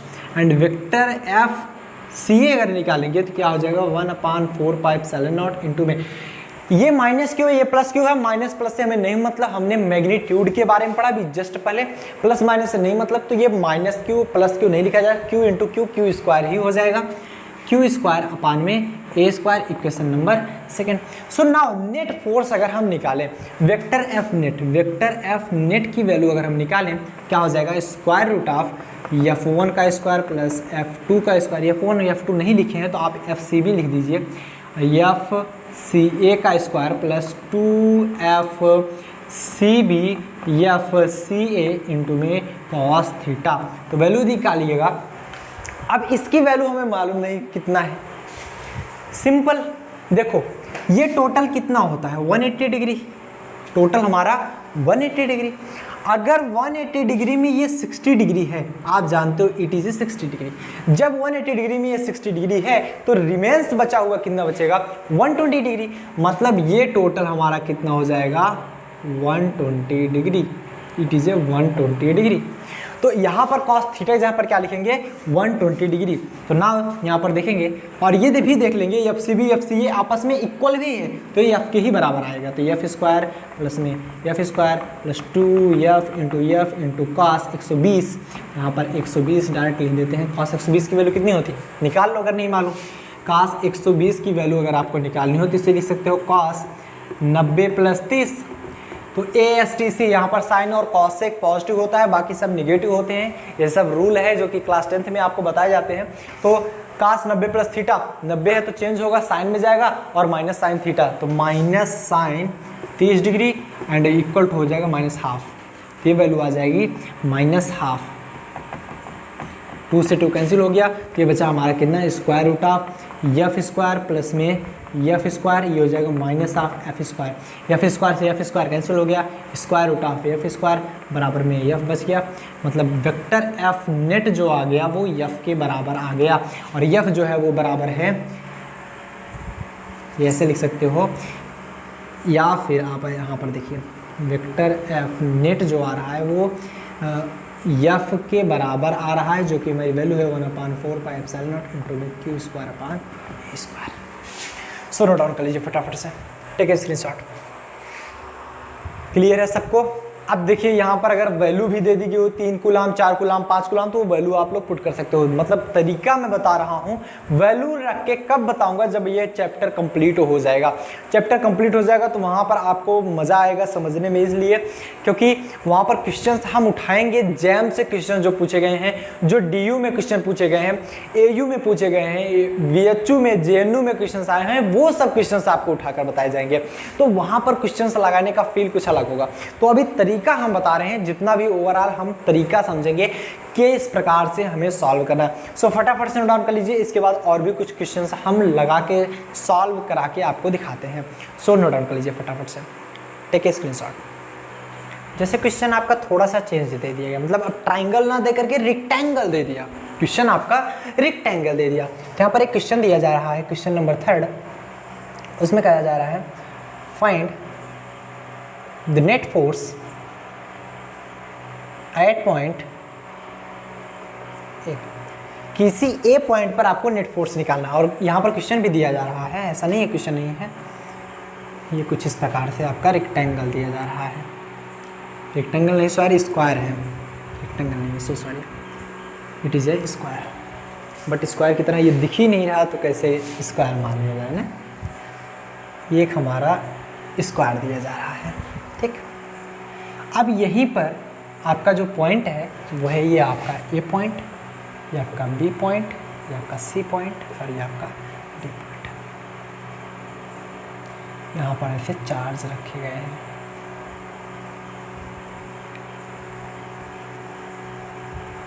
यहाँ पर आपको मान लीजिए वैल्यू ही दे देते हैं, प्लस का 5 माइक्रोकूलम, माइनस का 3 माइक्रोकूलम, यहाँ पर प्लस का 3 माइक्रोकूलम एंड आपका यहाँ पर -5 माइक्रोकूलम। ये आपको क्वेश्चन दिया जा रहा है, थोड़ा हम सिंपल बनाने की कोशिश कर रहे हैं इसको, ताकि सभी लोग इसको कर सकें।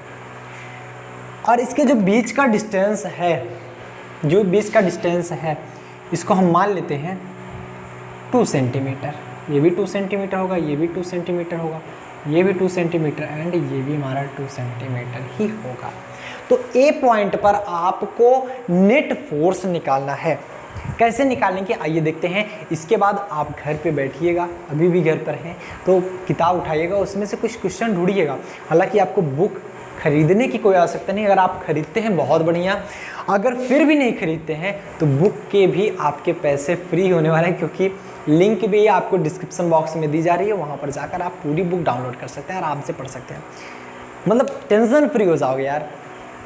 आप वहाँ पर जाकर देखो, क्वेश्चन समझो, लिंक डिस्क्रिप्शन बॉक्स में दी जा रही है PDF नोट्स बुक की, वो बुक जाकर आप डाउनलोड कीजिए, बहुत अच्छी बुक है वहाँ पर, तो उस बुक को जरूर पढ़िएगा। तो यहाँ पर देखिए find net force at point A point पर हमें नेट फोर्स निकालना है। तो चलो अब की बार इसे छेड़छाड़ नहीं करते, थोड़ा नया फिगर बनाते हैं, सॉल्यूशन लिखते हैं। यहाँ पर नया फिगर देखेंगे, तो नया फिगर हम बनाएंगे एक स्क्वायर, ये देखिएगा वी हैव ए स्क्वायर, और इस स्क्वायर को हम देख लेंगे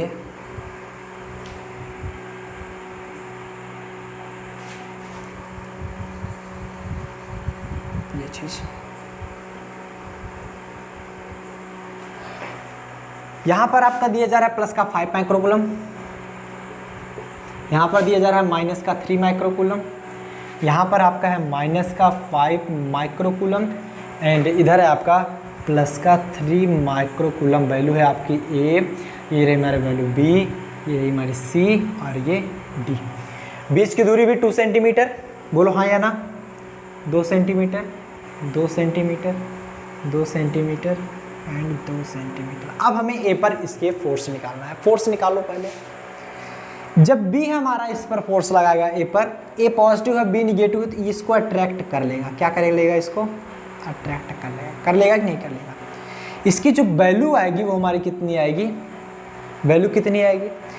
वेक्टर एफ ए पर फोर्स लग रहा है बी के कारण, ठीक है। डी जब इस पर फोर्स लगाएगा, डी भी पॉजिटिव ए भी पॉजिटिव, तो इसको रिपेल करेगा, यहाँ पर लगाएगा फोर्स प्लस का 5 माइक्रोकूलम, ये हमारा है। ये डी जब इस पर फोर्स लगाएगा तो ये ऊपर की तरफ लगाएगा, क्योंकि ये भी पॉजिटिव, रिपेल करेंगे। जब रिपेल करेंगे तो ये कुछ यहाँ पर आ जाएगा। जब यहाँ पर आ गया तो इसकी हम बोलेंगे इसको एफ ए डी के कारण। दो हमारे फोर्स निकल आए। अब तीसरा फोर्स देखो इसके कारण लग रहा है, सी के कारण। सी निगेटिव है, ये पॉजिटिव, तो इसको अट्रैक्ट करेगा। तो ये देखो इसके बीच का, अब ऐसा तो है नहीं कि इधर फोर्स लगा के ऐसे खींचेगा, ऐसा तो है नहीं, डायरेक्ट ऐसे खींचेगा। तो ये देखो ये इसके बीच का डिस्टेंस, सॉरी लाइन सीधी नहीं हुई,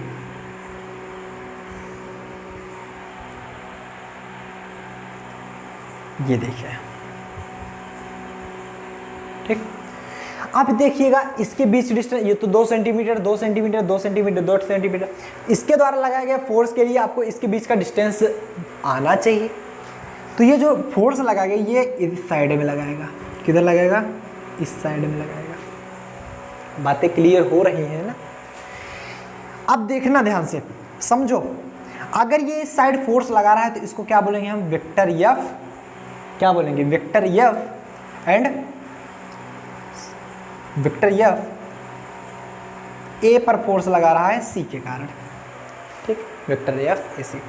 तो पहले इसके बीच की दूरी निकाल लेते हैं पाइथागोरस थ्योरम से। अकॉर्डिंग टू पाइथागोरस थ्योरम,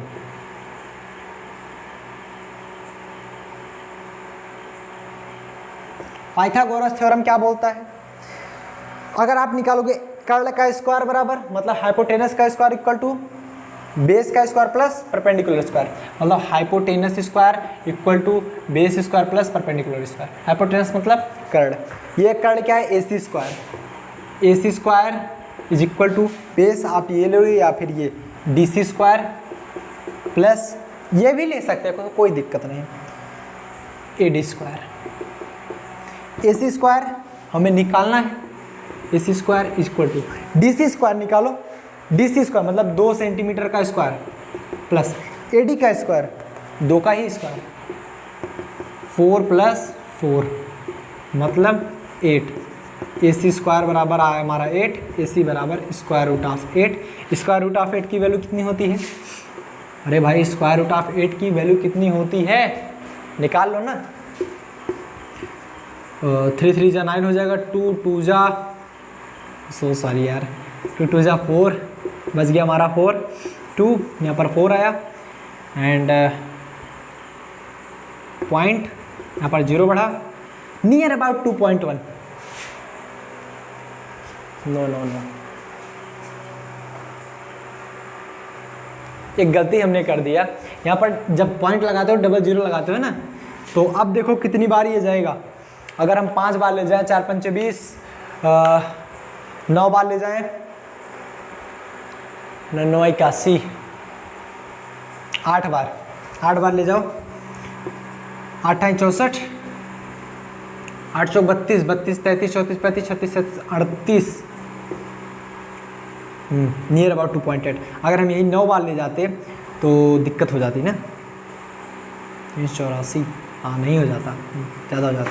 ये बचा 10, 10 में 4 गए 6, ये बचा 9 बचा, सॉरी हाँ 9 ही बचा था, 9 में 60 गया 1, 16, 48, 8 जुड़ गया 2.8 नियरली। मान लो क्या कितना परेशान हो रहा है जी, 2.8 मानो, 2.8 मानो, नहीं तो √8 भी रहने दो, क्योंकि उसका स्क्वायर करोगे अभी ना, बीच दूरी का स्क्वायर करोगे, √8 ही रहने दो। AC की वैल्यू क्या फालतू, √8 ही रहने दो, इसकी वैल्यू √8 सेंटीमीटर आ गया। ठीक, अब देखो, अब ये 2 सेंटीमीटर, ये 2 सेंटीमीटर, ये बीच का आ गया 8 से √8। अब √8 की वैल्यू वैसे भी चाहे तो आप 2.8 लिख सकते थे, या फिर आप ऐसे लिख सकते हो 2√2 भी लिख सकते हो ना। √8 को भाई √8 है, इसको आप ऐसे भी लिख सकते हो ना, 2 का स्क्वायर होता है 4, जिसका स्क्वायर होता है उसको बाहर कर लो, जिसको स्क्वायर, भाई √8 को क्या लिख सकते हो ऐसे देखो, √8 है, इसको अगर लिखना चाहो तो √4 × 2 लिख सकते हो कि नहीं लिख सकते, या फिर √4 को लिखते हैं 2, रूट में 2, 2√2 भी इसको लिख सकते हैं, चाहे जैसे आपकी इच्छा कहे वैसे लिखिए। यहाँ पर हम √2 लिख देते हैं √8 को, 2√2 √2। अब आइए हम वैल्यू निकालते हैं बारी बारी से। सबसे पहले हम वैल्यू निकालेंगे किसकी, FAB की ना, वेक्टर FAB की वैल्यू निकालो, इसकी वैल्यू इन दोनों के बीच 1/4 पाई एप्सिलॉन नॉट इंटू में Q1 Q2 5 microcoulomb 3 microcoulomb, 5 × 10⁻⁻6 into में Q2 की वैल्यू माइनस प्लस से नहीं, मतलब मैग्नीट्यूड रखा जाए 3 माइक्रोकूलम, 3 × 10⁻⁻6 माइक्रोकूलम में 10⁻6 कूलम होता है, डिवाइड बाई इनके बीच की दूरी का होल स्क्वायर। 2 सेंटीमीटर है उसका होल स्क्वायर करो, 2 सेंटीमीटर है उसका होल स्क्वायर, 2 सेंटीमीटर का होल स्क्वायर करो, कितना आएगा भाई? देखो पहले ये सभी सेंटीमीटर में है तो मीटर में चेंज करो, 2 सेंटीमीटर में 2 × 10⁻2 मीटर होता है, इसका होल स्क्वायर कर दो। इसकी वैल्यू होती है 9 × 10⁻9 मल्टीप्लाई में 5 × 15 गुणे 10 की घात -12 डिवाइड बाई 2 दूनी 4 गुणे 10 की घात -4। तो अब मल्टीप्लिकेशन करा दो इसका, तो आएगा फाइनली हमारा कितना, यहीं पर कर देते हैं थोड़ा सा, 9 15 9 135 गुणे 10 की घात 12 में से 9 गए 3 -3 बच जाएगा, डिवाइड बाई 4 × 10⁻⁴। इसको जब और सॉल्व करेंगे तो आ जाएगा हमारा vector FAB is equal to कितना बचेगा हमारा, तो 4 से कट करो इसको, 4 से जब कट करोगे 4 × 12 1 13, उधर क्या है 4 × 12 4 × 16, 4 × 12 ही हो जाएगा, 12 13 14 15 3 दशमलव 4 7 28, फिर 4 5 20 33.75, 135 को कट करोगे 33.75 आएगा, 33.75 गुणे 10 की घात -3 है, -4 है, -4 ऊपर जाएगा तो कितना हो जाएगा 10 घात -3 गुणे 10 घात 4 हो जाएगा। आ गया हमारा 33.75 गुणे 10 की घात 1 या फिर 337.5 वेक्टर एफ ए बी इतना न्यूटन। ठीक, ये है वेक्टर एफ ए बी आ गया। बातें समझ में आ रही है ना। अब हम निकालेंगे क्या, वेक्टर एफ ए डी निकालेंगे। क्या निकालेंगे? वेक्टर एफ ए डी निकालेंगे। तो आओ उसको भी निकाल के देख लेते हैं। वेक्टर एफ ए डी, देखो पहले समझो मेरी बात, यही हमारा वेक्टर एफ ए डी भी आएगा। अब क्यों आएगा उसके कारण भी हम बता देते हैं। देखो 3 माइक्रोकूलम 5 माइक्रोकूलम था, माइनस प्लस से हमें मतलब है नहीं, मैग्नीट्यूड ही रखना है। इधर भी 3 माइक्रोकूलम 5 माइक्रोकूलम है, तो प्लस माइनस भले हुआ है, इसका डायरेक्शन अंतर है लेकिन इसमें वैल्यू में कोई अंतर नहीं आया क्योंकि आपका माइनस प्लस से इसमें डिपेंड ही नहीं कर रहा, दोनों की वैल्यू हमारी सेम आएगी। वैल्यू बची इसकी निकालने की, तो अब इसको निकाल लेते हैं वेक्टर एफ ए सी की वैल्यू।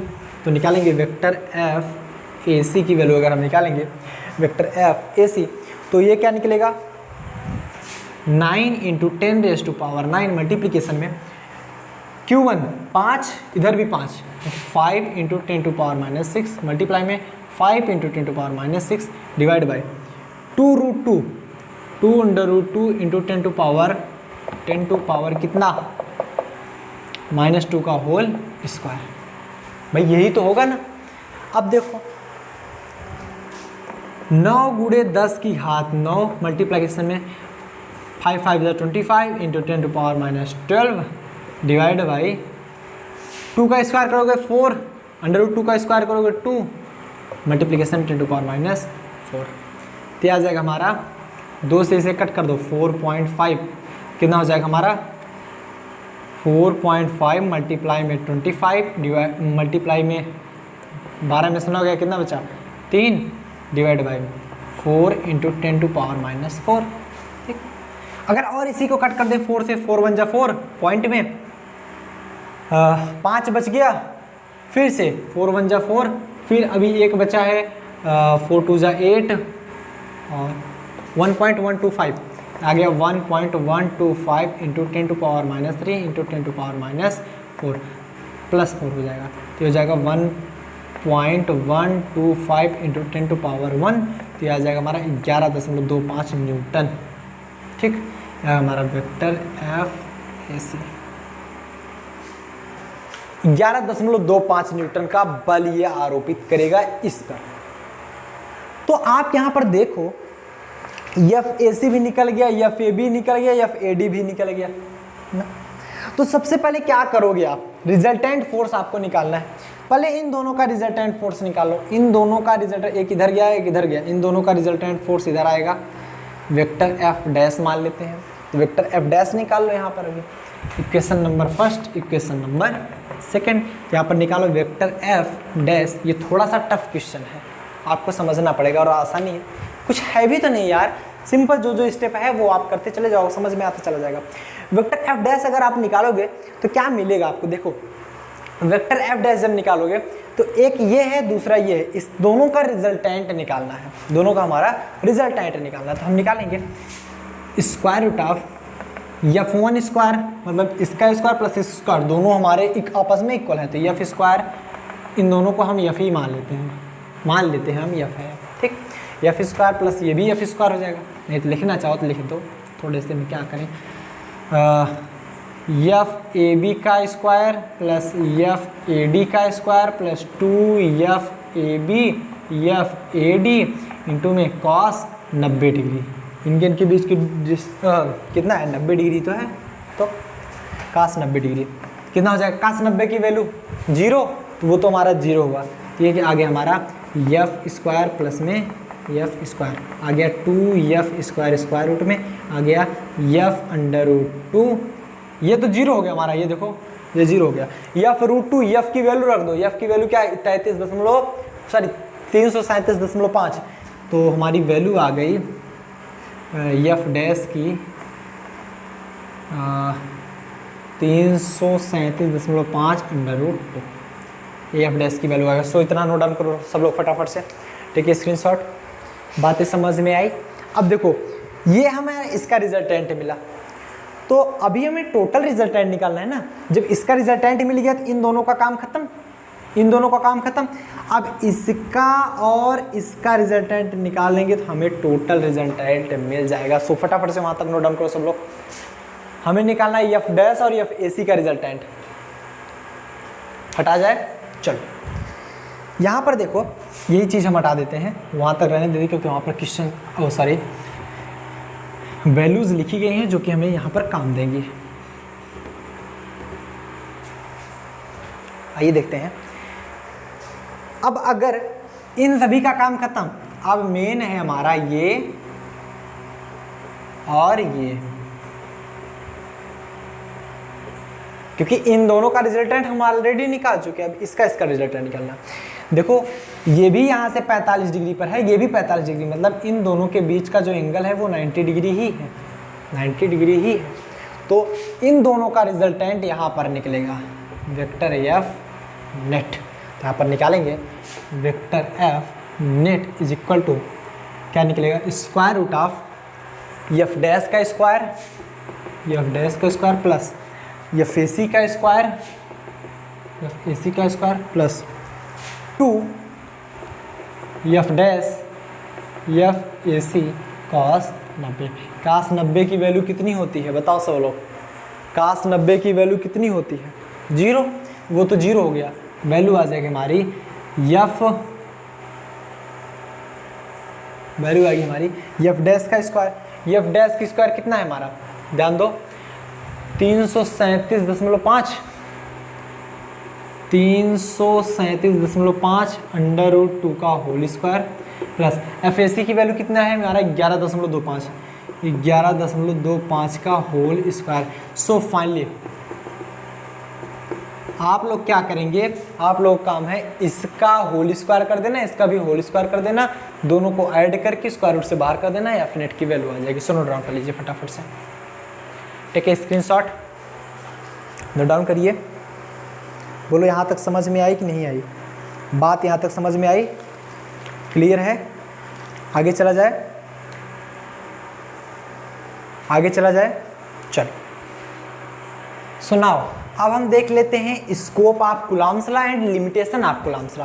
कूलॉम लॉ का स्कोप क्या है एंड इसकी लिमिटेशन क्या है। तो हेडिंग डालेंगे सबसे पहले, scope of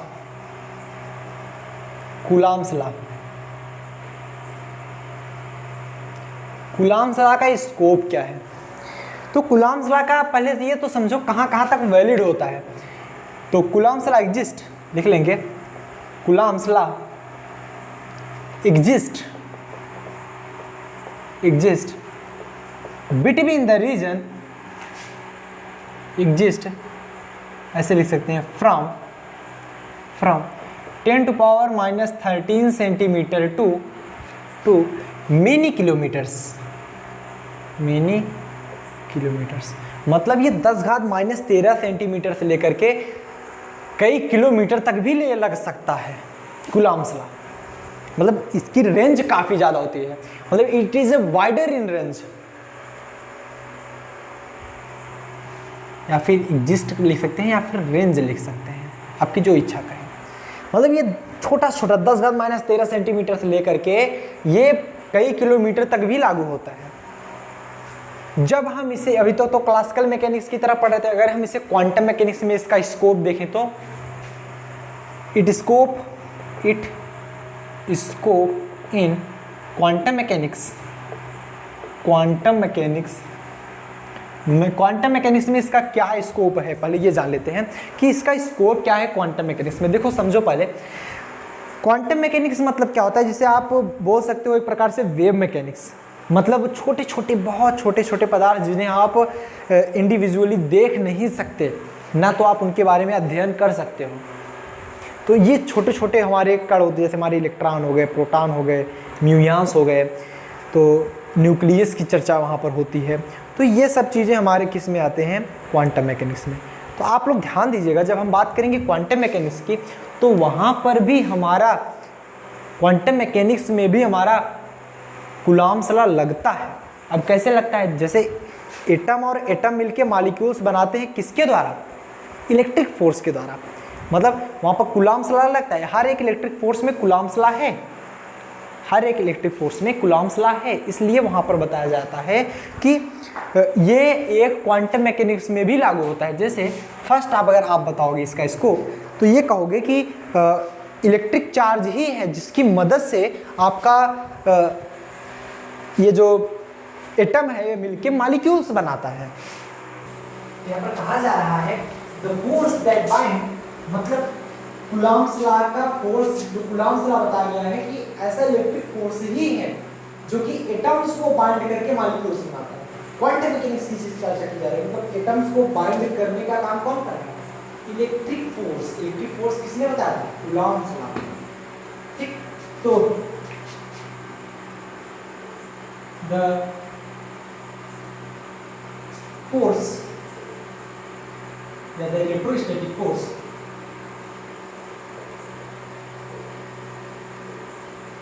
electrostatic force, electrostatic force that bind atoms to form molecules। अगर इसके सबसे बड़ा स्कोप तो ये है क्वांटम मैकेनिक्स में कि हालांकि क्लासिकल मैकेनिक्स में तो है ही, क्वांटम मैकेनिक्स में भी है। जैसे कि ये एटम्स को बाइंड करके मॉलिक्यूल्स बना रहा है और इलेक्ट्रिक फोर्स और इलेक्ट्रिक फोर्स या इलेक्ट्रोस्टैटिक फोर्स, यही फोर्स तो हमें कूलम्ब्स लॉ के बारे में पता चला। कूलम्ब्स लॉ में बताता है इसी फोर्स के बारे में। द इलेक्ट्रिक फोर्स या द इलेक्ट्रोस्टैटिक फोर्स, आप इलेक्ट्रिक फोर्स भी लिख सकते हो।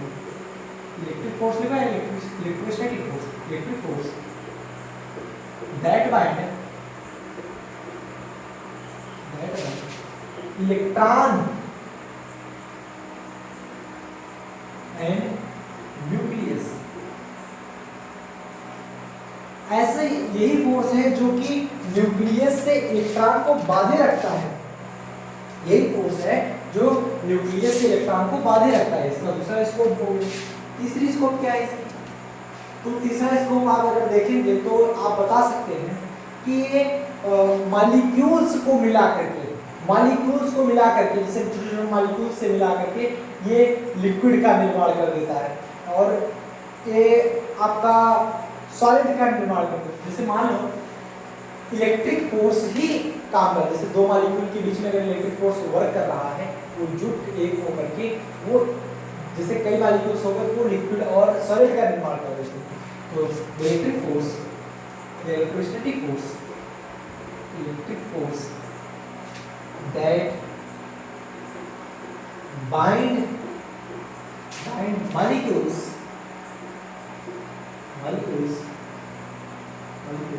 to form solid, मतलब सॉलिड का निर्माण करता है और लिक्विड्स। मतलब समझ में आ गया होगा। अगर यही चीज हमने इसकी लिमिटेशन के बारे में चर्चा करें तो लिमिटेशन ऑफ